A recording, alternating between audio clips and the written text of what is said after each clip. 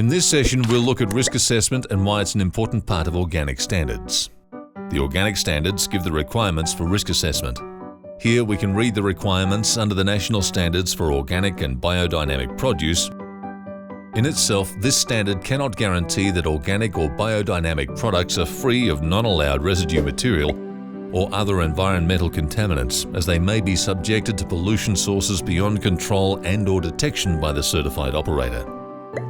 However, the procedures practiced in accordance with this standard by the certified operator will ensure the lowest possible risk of contamination of organic and biodynamic produce. Today, we'll look at what is risk. With an organic beef cattle property, risk is anything that could potentially affect the organic status of either the land or the livestock on the property. This is sometimes called a threat to organic integrity.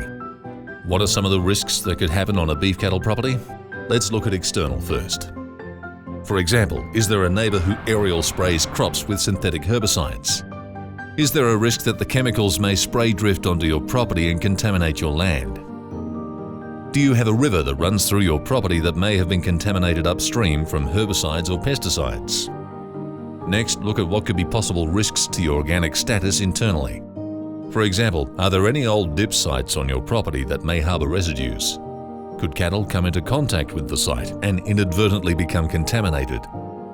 Look at the activities of neighboring properties. Are there any that could potentially contaminate your land or livestock with prohibited substances? When assessing risk, also take into account processes. For example, what is the risk that non-organic cattle may be accidentally sold as organic? What processes do you have in place to ensure this does not occur? After assessing all possible risks, look at how each of these identified risks could be managed.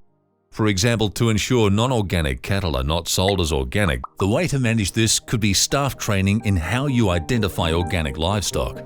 Another example of managing risk could be fencing off an old dip site to ensure no possible residues could come into contact with cattle.